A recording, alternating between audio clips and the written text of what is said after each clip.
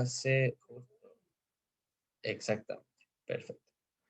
Eh, Ustedes van a hacer referencia para sus compañeros, para su familia, para sus cortejas, cortejos, amigos, etcétera, etcétera, ¿no?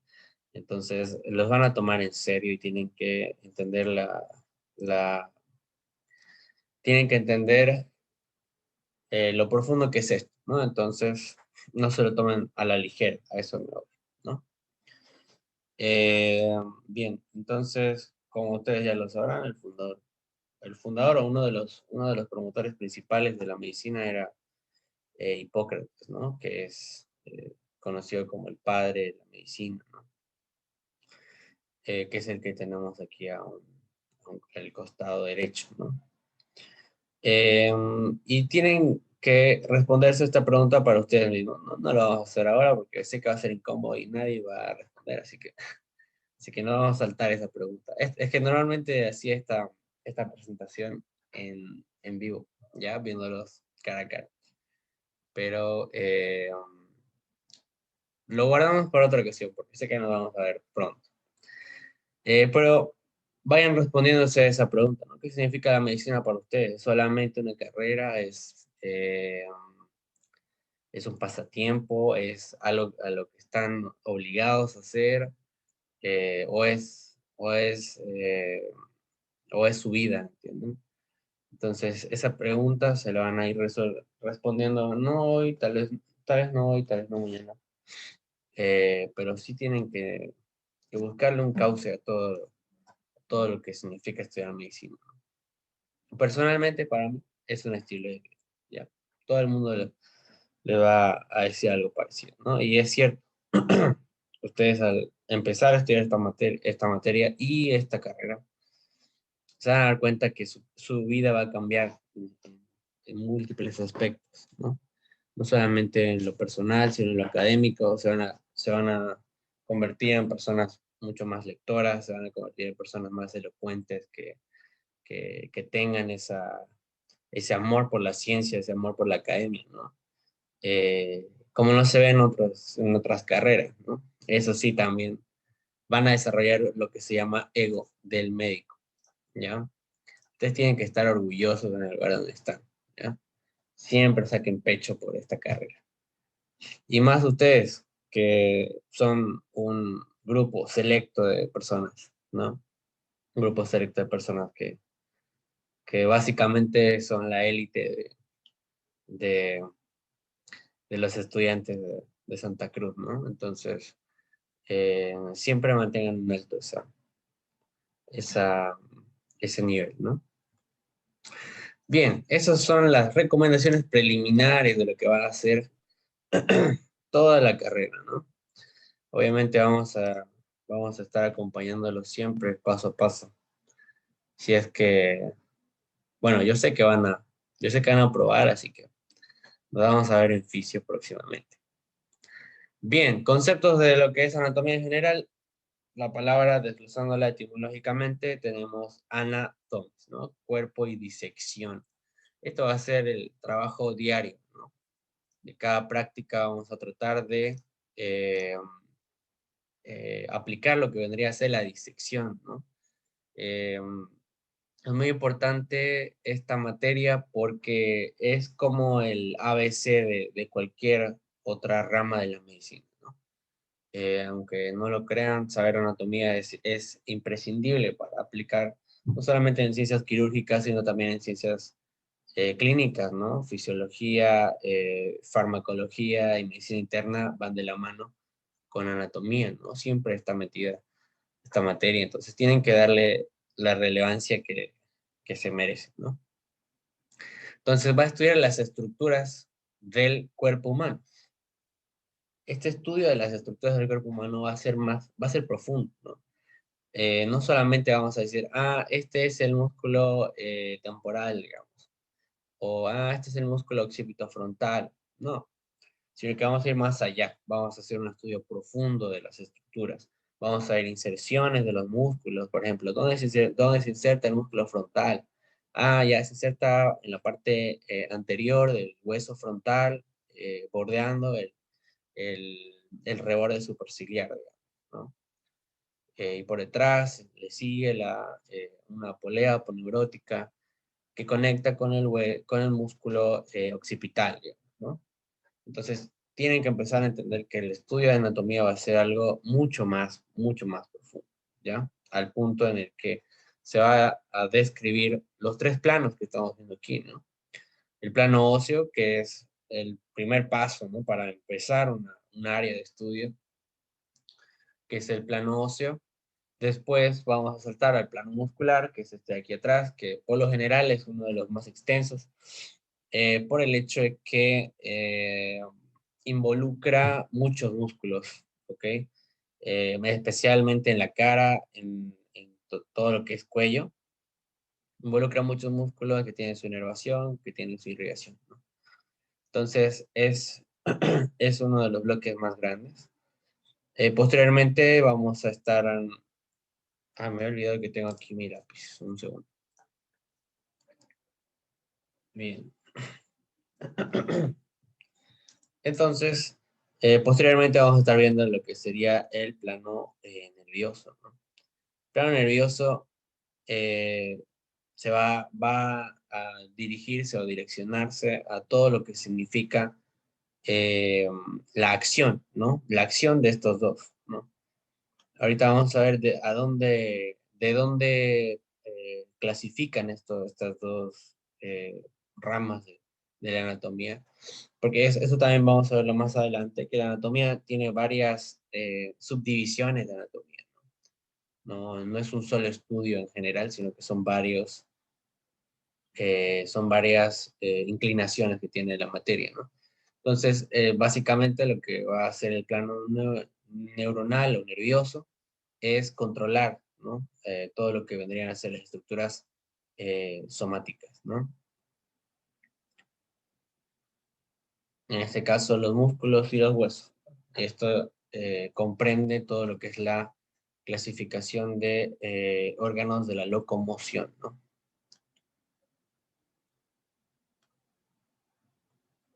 Locomoción. Perfecto.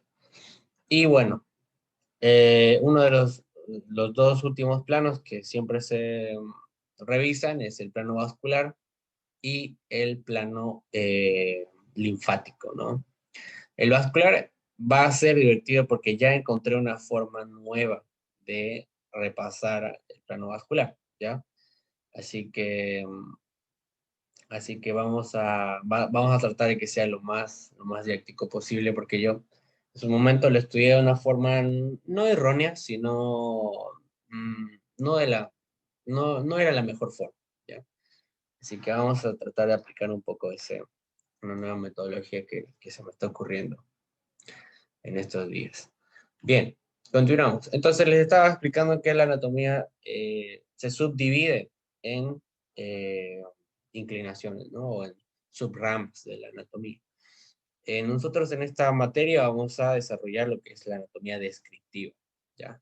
La anatomía descriptiva se va a referir a que vamos a relatar qué es lo que observamos cuando eh, tenemos en nuestras manos o tenemos a nuestro alcance una estructura anatómica, ¿no? En este caso, el esfenoides, por ejemplo, ¿ya?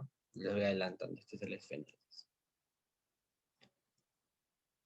¿no? El esfenoides que forma parte de los huesos del cráneo, ¿no? De la bóveda craneal. Entonces, la anatomía descriptiva va a, va a enfocarse a este va a enfocarse a este tipo de estudio, ¿no? Ustedes van a tener la pieza anatómica y tienen que decirme, bueno, este es un esfenoides, es un hueso impar que se ubica en la base del cráneo, por detrás del hueso etmoides y bla, bla, bla, bla, ¿no? Entonces van a describir lo que están viendo, van a describir eh, esas estructuras, ¿no? Entonces, este es el tipo de anatomía que vamos a desarrollar este año, ¿no? Y posteriormente vamos a desarrollar los otros tipos de anatomía eh, que están viendo en pantalla. Esperen un segundito, tengo una llamada.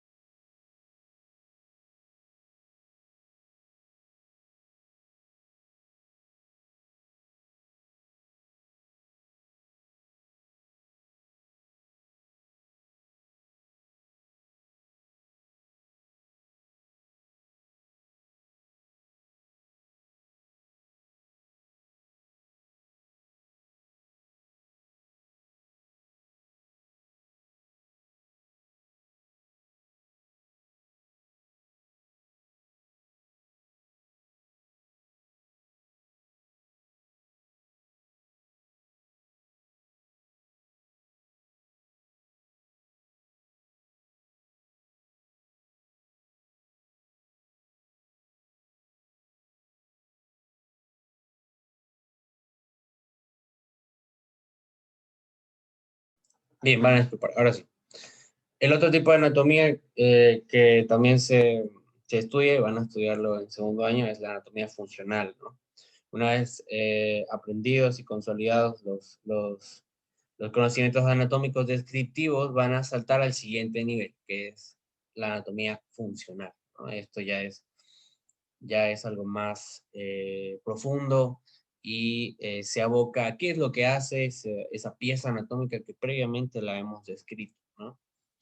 Eh, por ejemplo, funcionalmente el hueso esfenoides podemos decir que funciona como una unidad estructural de la base del cráneo, digamos, ¿no? Funciona como una unidad estructural, funciona como una unidad de soporte para ciertos músculos, ¿no? Vamos a ver que hay músculos que se insertan en esta parte de acá, los pterigoideos, vamos a ver que también forma parte de cavidades, ¿no? Forma parte de de la cavidad orbitaria, forma parte de la, del techo de la cavidad nasal. Entonces, todo tiene su función, todo tiene su objetivo, ¿no? Bien. Posteriormente se va a abarcar la anatomía topográfica, ¿ya? La anatomía topográfica previamente se la estudiaba como una materia aparte, ¿ya? Eh, la anatomía topográfica en años antes abarcaba una extensión de materia tan grande que entraba en 2 años incluso, la anatomía topográfica. Porque la anatomía topográfica se va a encargar de estudiar áreas anatómicas, por ejemplo, el área abdominal, digamos, ¿no? El área abdominal que en este caso, si hablamos de una, de un estudio topográfico, vamos a ir hablando de que si tenemos a la cavidad abdominal como tal en un plano superficial, que sería este de aquí, ¿qué es lo que está debajo de este plano superficial, ¿no? Aquí estamos viendo piel, pero solamente eso, digamos, ¿no? Ahora, si aplicamos la anatomía topográfica, vamos a decir, ah, bueno, aquí hay piel, pero si sacamos la parte externa o la más superficial de piel, vamos a empezar a encontrar ¿qué? Vamos a empezar a encontrar tejido celular subcutáneo, vamos a empezar a encontrar eh, aponeurosis de los músculos, vamos a empezar a encontrar lo que podría ser el plano muscular. Después del plano muscular vamos a encontrar el plano visceral y del plano visceral el plano vascular, ¿no? Entonces, la anatomía topográfica va a estudiar, digamos, un cuadradito de aquí, una sección de la región abdominal y cómo es que eh, podemos ir avanzando plano por plano hasta llegar a un plano profundo, ¿no? Y esta anatomía topográfica se aplica mucho en cirugía, ¿no? En cirugía es importantísima la anatomía topográfica en cirugía. Cuando se hace residencia en cirugía, perdón, eh, hay años de estudio en el que se abarca solamente anatomía topográfica, ¿no? Posteriormente tenemos la anatomía embriológica. La anatomía embriológica que la van a avanzar en histología. Es el primer bloque de histología, ¿no? Que básicamente se aboca a cómo es que se desarrolla el huevo cigoto desde el momento de la implantación hasta el momento del alumbramiento o el nacimiento, ¿no? Entonces, la anatomía embriológica no la vamos a desarrollar, pero es parte de la anatomía. Bien, ahora, la anatomía descriptiva se subdivide de nuevo, nuevamente, en 6 ramas, ¿no? En 6 ramas generales. Vamos a tener la anatomía descriptiva enfocada a la miología, ¿ya? La miología. La palabra mio hace referencia a músculos. Todo lo que llega a la palabra mio hace referencia a músculos. ¿no? Entonces, miología, gran bloque de la anatomía descriptiva que va a enfocarse solamente a los músculos, ¿ya? Si están leyendo Testit, miología entra en el capítulo, en el primer tomo, ¿no? Junto con artrología y junto con osteología, ¿ya? Bien. Por otro lado, tenemos la esplacnología, la ciencia, la rama de la anatomía descriptiva que va a abocarse al estudio de las glándulas y las vísceras, ¿ya? Glándulas anexas y vísceras. En este caso tenemos al hígado, por ejemplo, que es una de las, no, perdón, es la glándula más grande que tenemos en el cuerpo, ¿no? Y no se olviden que es una glándula, ya no es una víscera, sino una glándula grande, enorme. Bien, por otro lado está la angiología. La angiología, que es uno de los bloques más desafiantes, a mi parecer, porque yo sigo repasando biología, no me crean, que se va a abocar al estudio de los vasos sanguíneos y de el corazón, ¿no? De esta pomba cardíaca, como se llama, ¿no? Eh, y básicamente el estudio de angiología empieza con, eh, el estudio de angiología empieza con la anatomía descriptiva del corazón, ¿ya? Este es un tema muy bonito, me gusta mucho. Vamos a empezar a estudiar lo que es el corazón, cuáles son sus cavidades, los ventrículos, las aurículas. Vamos a estudiar dónde se encuentra el sistema cardionector, por ejemplo, ¿no? Que les adelanto, vamos a poner con otro colorcito, el sistema cardionector vendría a ser la inervación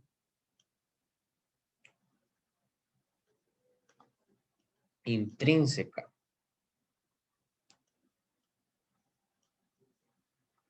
del corazón, ¿ya? ¿Quién me puede decir qué significa intrínseca?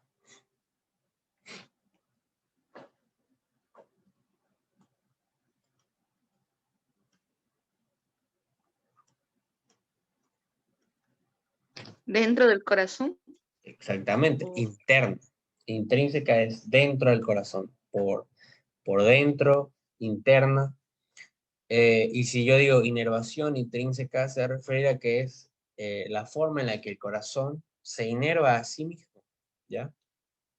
Me refiero a que el corazón tiene un sistema eléctrico, por así decirlo, dentro de sí mismo, con el cual funciona independientemente de la inervación externa que podría llegarle desde el cerebro, digamos, ¿no?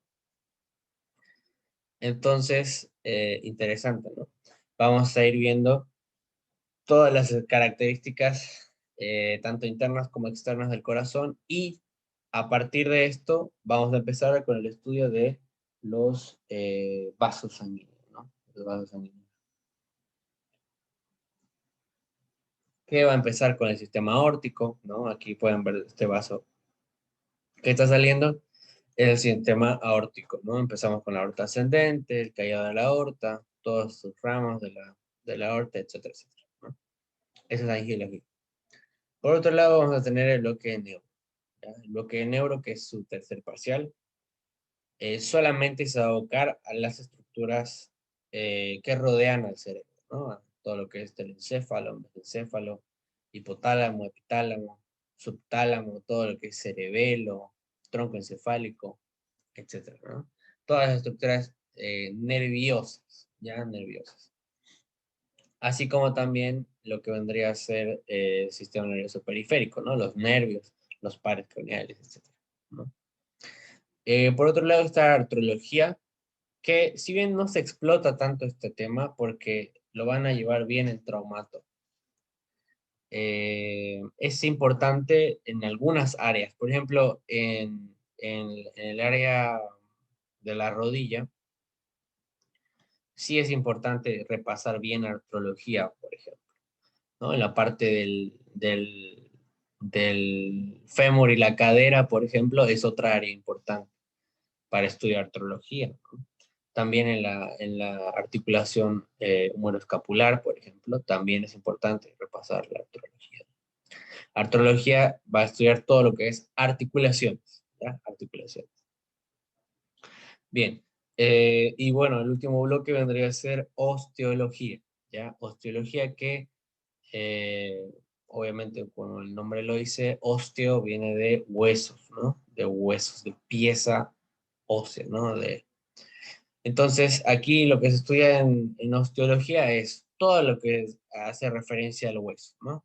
¿Qué tan largo es el hueso? Bueno, qué tan largo no es tan relevante por el hecho de que tenemos una variabilidad de sujetos anatómicos infinita, ¿no? Vas a tener pacientes que son de elevada estatura, de reducida estatura, vas a tener pacientes con singularidades anatómicas, por ejemplo, ¿no? El concepto de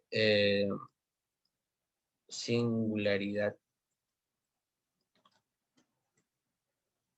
anatómica, ¿a qué hace referencia?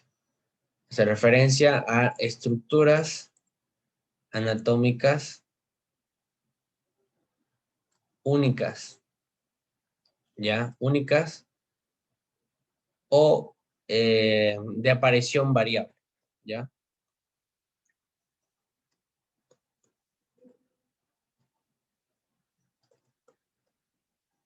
Variable. ¿A qué me refiero con esto? Me refiero a que no todos los sujetos de estudio, no todos los pacientes van a tener la misma anatomía así a rajatabla, digamos, ¿no? No, sino que va a haber variabilidad. Hay algunos pacientes que van a tener, por ejemplo, un músculo extra, ¿ya? Eh, Van a tener pacientes que van a tener un riñón extra, por ejemplo, ¿no? Un riñón supernumerario. O van a haber pacientes que van a tener un riñón menos, una agenesia de riñón, digamos, ¿no? Entonces, tienen que estar abiertos a la probabilidad, se llama, ¿ya? La probabilidad. Siempre se estudia anatomía pensando en una amplia gama de estructuras anatómicas generales que siempre se van a repetir, pero hay situaciones en las cuales no se da este caso y hay órganos extra, músculos extra, tendones que faltan, por ejemplo, ligamentos que faltan, hay huesos extra también. Eh, Hay veces en las que no se forman algunos huesos. Entonces tienen que entender la idea de que no es absoluta el estudio de la anatomía, ¿no? Sino que es variable, variable. Bien, continuamos.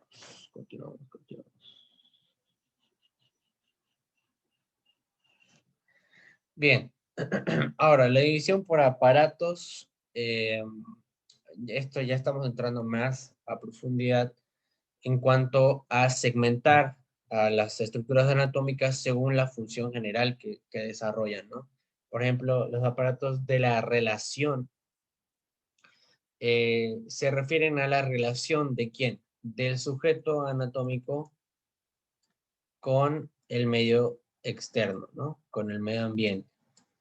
Entonces, ¿de qué forma nuestro sujeto anatómico eh, se relaciona con su medio? En este caso, uno de los más importantes es el sistema de la locomoción, ¿no? Aquí va a entrar todo lo que es el estudio de miología, osteología, artrología, eh, sí, osteo y artro, ¿no? La forma en la que se moviliza nuestro sujeto, ¿no? La forma en la que se moviliza, se levanta de su cama, se levanta de su asiento y realiza esa tracción en sí, ¿no? Esa contracción muscular que lleva a la movilización de una determinada extremidad o una determinada estructura anatómica, ¿no? La otra parte de los aparatos de la relación vendría a ser los órganos de los sentidos, ¿ya? Los órganos de los sentidos igual es un tema muy bonito, que va a abarcar los 5 sentidos, ¿no? Vamos a tener el sentido del tacto, que este se estudia más en general, más en fisio, pero el tacto básicamente es la piel, digamos, ¿no? Entonces, no va a haber mucho estudio del tacto en anatomía, pero sí en histo, ya, en histología sí. Van a estudiar a nivel microscópico lo que es la piel, ¿no? Sus capas de la piel, ¿no? La epidermis, hipodermis, la dermis, etc. Después va a estar el sentido de la vista. Esto sí se va a estudiar bien, el globo ocular, con sus respectivas estructuras, ¿no? Cómo es que se inerva, cómo es que entra la información visual, ¿no? Que en este caso son ondas electromagnéticas. La vista, el tacto, la vista, el olfato. El olfato aquí se va a describir lo que vendría a ser el oído, ¿no? Básicamente. El oído, segmentado en oído interno, oído medio y oído interno, no, externo, perdón, ¿no? Y también el nervio que está involucrado en la audición, ¿no? Que vendría a ser el nervio, la rama coclear del octavo paro, ¿no? Entonces, órgano de los sentidos, olfato, vista, gusto también, vamos a verlo. Esto ya es muscular, ¿no? Vendría a ser la lengua. La lengua, ¿no? Vamos a describir los músculos que conforman la lengua, dónde están insertados estos músculos, cuál es la distribución de inervación de toda la lengua, ¿no? Vamos a ver que la parte de adelante, o sea, la parte anterior es la que va a percibir el sabor dulce, las partes laterales, el amargo, etcétera, etcétera, ¿no? El ácido. Vista, olfato, gusto, tacto. Bien, a ver, ¿quién me puede decir cuál es el quinto sentido que nos falta?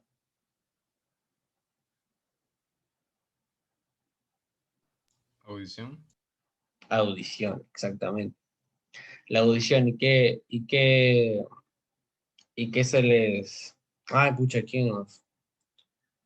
aquí se me cruzó un cable, señores.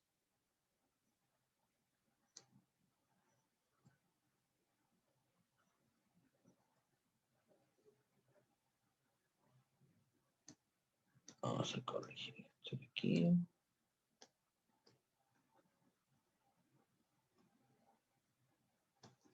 Audición, ¿no? La audición es lo que les estaba explicando hace un rato. Perdón, se me confundí. Audición engloba lo que es oído interno, oído medio y oído externo, ¿no? La vista, audición, gusto, tacto, y nos queda el olfato, ¿no? El olfato. El olfato que no lo vamos a estudiar tanto en sí el sentido, sino la cavidad olfatoria, ¿no? La cavidad nasal, perdón. Bien. Órganos de los sentidos, muy importante igual, ¿no? Que básicamente nos ayuda a interactuar con las cosas, con las estructuras externas, la comida, las personas, ¿no? Y después estaría la inervación, todo esto es neuro, ¿ya? Todo esto es neuro. La inervación desde lo que vendría a ser el encéfalo hasta el sistema nervioso periférico, ¿no? El nervioso periférico. Bien. Por otro lado, tenemos aparato de la nutrición, ¿ya? Nutrición, en este caso, va a englobar a 4 estructuras, o 4 grupos de estructuras anatómicas importantes, ¿no? En este caso vamos a ver, por ejemplo, el sistema circulatorio, que, ¿quién me podría decir por qué está el sistema circulatorio en los aparatos de la nutrición? Él distribuye el oxígeno, bueno, la sangre. Distribuye nutrientes. Ya, nutrientes, oxígeno, ¿qué más? Intercambio de nutrientes, material nutritivo, la linfa, se transportan los desechos. Eso también es importante. La nutrición no solo implica entregar nutrientes, digamos, o también oxígeno, vitaminas, minerales, etcétera, sino también implica el excretar los desechos, ¿no? Algunos desechos se van por vía circulatoria, otros se van por vía respiratoria, otros por vía urinaria y otros por vía digestiva, ¿no? Esto se va a cortar, van a volver al mismo link, por favor, y continuamos. Ya no falta mucho para que termine la clase. Si alguien tiene una pregunta, puede ir eh, formulándola mientras volvemos a la clase, ¿ok? Nos vemos en un segundo.